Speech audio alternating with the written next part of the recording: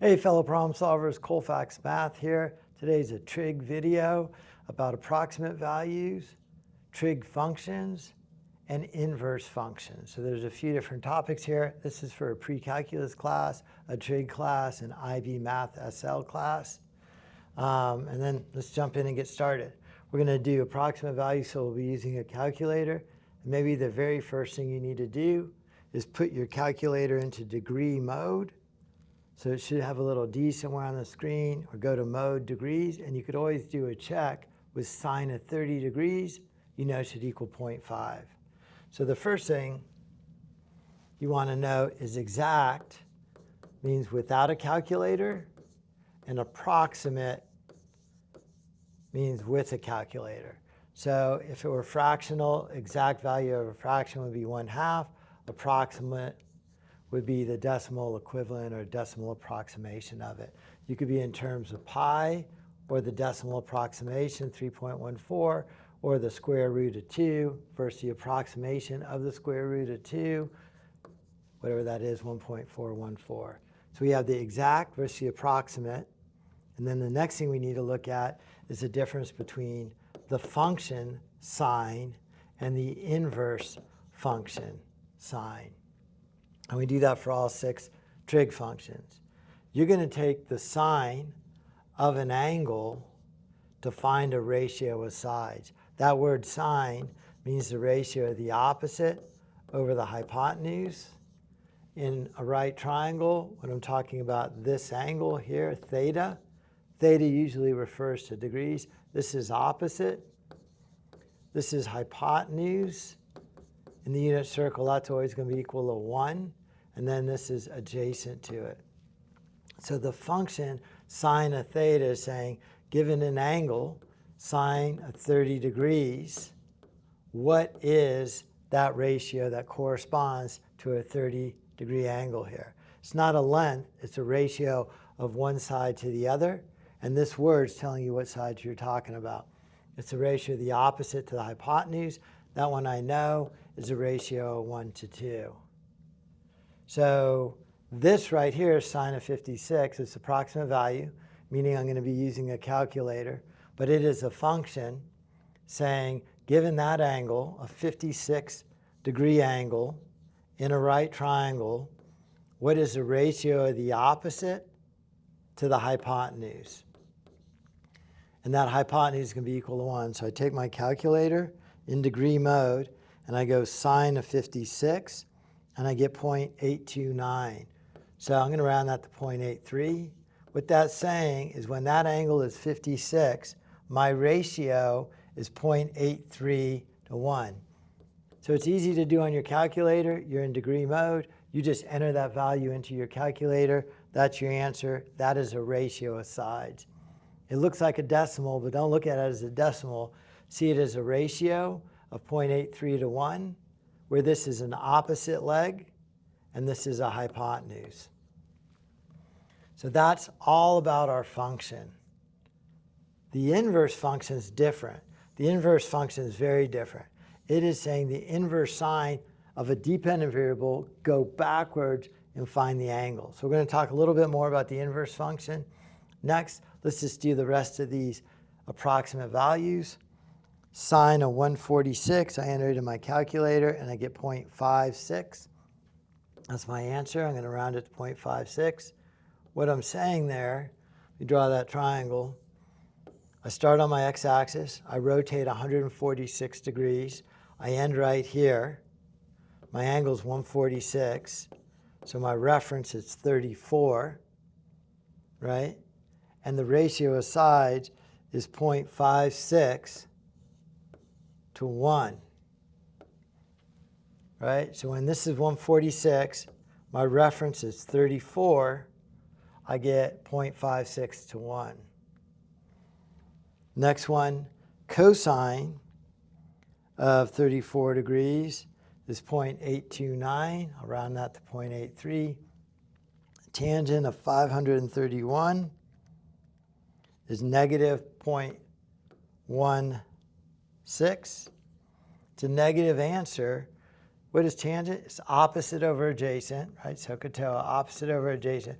531, I start on the x-axis, I rotate 360. After 360, I rotate 171 degrees or something like that. It's going to be that value there. The ratio in that triangle is opposite over adjacent, right? Well, that's actually opposite. It's going to be positive, and my adjacent is at -1, because positive divided by a negative. Then on number 5, I have the cosecant of 56 degrees. I don't have that button on my calculator. No calculator has that button, but you got to know trig to be able to do that problem. Cosecant is the reciprocal of sine. So I'm going to have to do the sine of 156. I flip the thing over, the function over. Sine is cosecant flipped over, so I got to put this whole thing in the denominator of a fraction. I have to reciprocate it. If I'm using a reciprocal function, I have to reciprocate it. So I'm going to do 1 divided by, open parentheses, sine of 56, close parentheses, and I get 1.2. So what I'm saying here is I have an angle of 56 degrees. My ratio of sides is 1.2 to 1, right? So what that's saying is when the opposite is 1, the hypotenuse is 1.2. It's a ratio. Sine of 56 is a reciprocal of that. So if I did 1 divided by that, I would get 0.83, meaning the ratio of 1 to 1.2 is the same as 0.83 to 1. So really get your head around the idea of it being a ratio, not a number. So what I need to do is I got to use the reciprocal button. The reciprocal of cotanus tangent. So I'm going to take 1 divided by the tangent of 56 degrees. And then again, approximate value. I'm on my calculator. So I go 1 divided by the tangent of 56. And I get 0.67.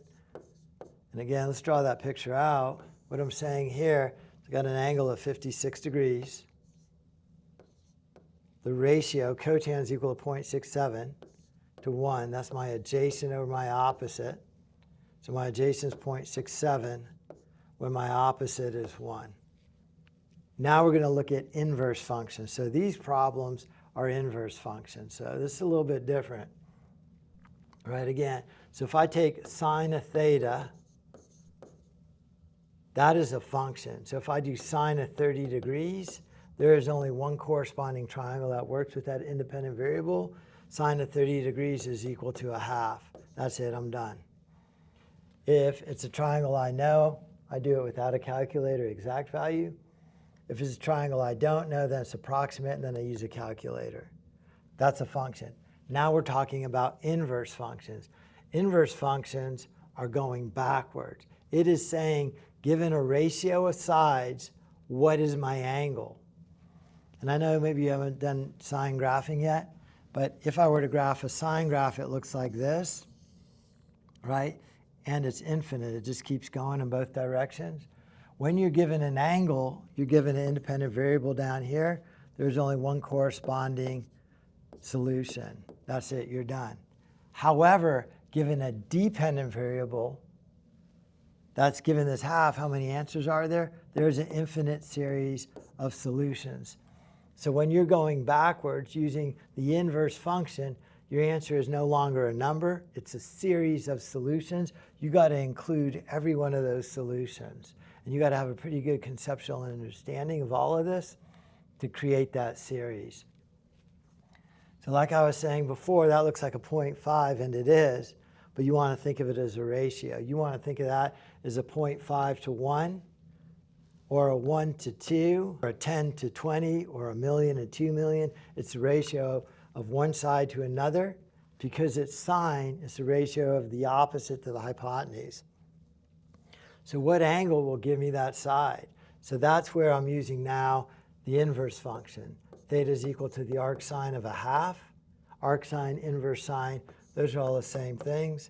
Given a dependent variable, go backwards, find the independent variable. You're going to have a series of solutions. So I'm going to draw my unit circle. I could see I have opposite of 1, hypotenuse of 2. That happens there. Or opposite of 1, hypotenuse 2. It happens in 2 different places. So there are 2 solutions in 0 to 360. But I could also do a full revolution and some more to get an infinite series of solutions. I enter that on my calculator. My calculator gives me 30 degrees. That's part of my answer. I put that 30 degrees in here. It's going to work out to be this reference angle as well. But I want all possible solutions, and I got to kind of work off of that picture. So the standard is the first 2 positive plus 360n, where n is an integer, the number of cycles away you are. So theta in this problem right here is equal to 30 degrees. It is equal to this angle right here, 180 minus 30, 150 degrees. It's also equal to this angle, full revolution plus 30, and I include that with a series plus 360n. I could do revolution and then plus 150. Or I could do, where are we at? A couple of revolutions and end here. I could do 1,000 revolutions and end here, of 10 being in here for the number of rotations. 3,600 plus 150, sine of 3,750. On my calculator, it still gives me 1/2 because I rotate 10 times. And then I go to here. What's my triangle? It's still 1/2. That mnemonic device is all students take calculus. I start on the x-axis. I rotate quadrant 1, 2, 3, 4. This is saying all trig functions are positive here because the opposite's positive here. The adjacent's positive. Hypotenuse is always positive.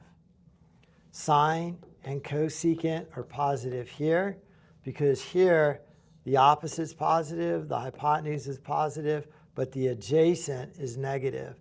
So sine would be that over that, positive. Cosecant, that over that, positive.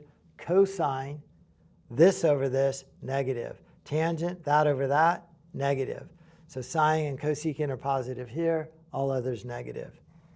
Down here, my opposite is negative, my adjacent negative, hypotenuse always positive. So down here, tangent, which is opposite over adjacent, negative divided by a negative, it's going to be positive. It's reciprocal cotan. Maybe I said this is opposite over adjacent. This is adjacent over opposite. Negative divided by negative, positive, all others negative. And then right here in cosine, where my opposite is negative, my adjacent positive, my hypotenuse always positive. Cosine is positive here, as well as its reciprocal secant. All others negative, because cosine is the adjacent and the hypotenuse. So this tells you where your 2 reference triangles are going to be. So you got 2 things to look at. What function are you talking about?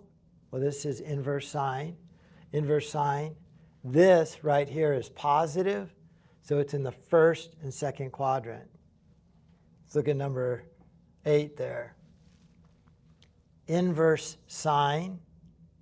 My ratio is negative. I am in this quadrant and this quadrant. Okay? So the way I do that is I know I'm down here and down here. So it's approximate. Even if I know that triangle, I'm going to enter it in my calculator. My calculator gives me negative 30 degrees.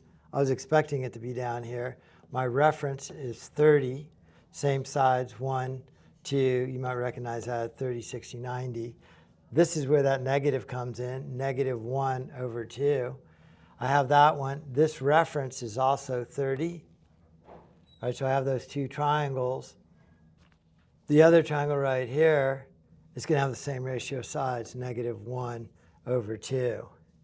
And then my answer has to reflect that 3rd quadrant value and that 4th quadrant value. So even though negative 30 is the correct answer, negative 50 is the correct answer, I'm going to standardize it by making it the first positive one. I start here, I go 180 plus 30, so 210. I'm going to go all the way to 360 and then come back 30. So 330 plus 360n plus 360n.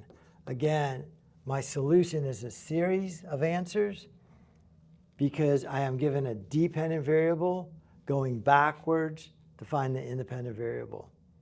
So there are two things. Approximate just means use a calculator instead of exact, where you know the triangle. And then there's a function up above those first problems and an inverse function, which means going backwards with the ratio of sides to find a given angle. Go ahead and pause the video, do number 9. Then unpause and watch how I do it. I'm going to go the second cosine of 0.5, get 60 degrees. The first quadrant value, all students take calculus. So all students take calculus. It is cosine, it is positive. So it's going to be this 60 degree and this 60 degree one. So my answer is 60 plus 360n. My second positive one is going to be 300 plus 360n. Number 10, pause, then do it.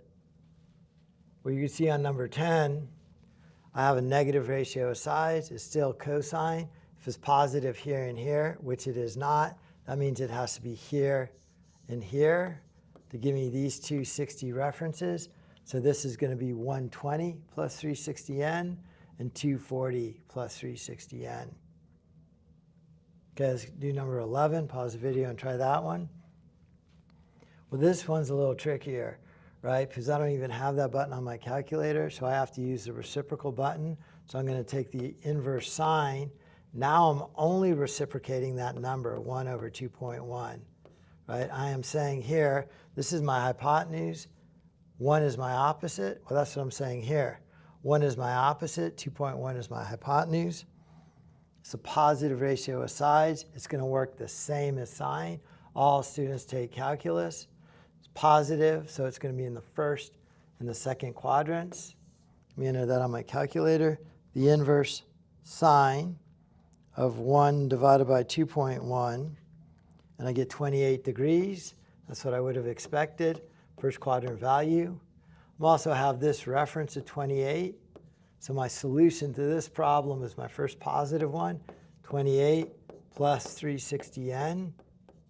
And then this angle here, 180 minus 28. What is that, 152?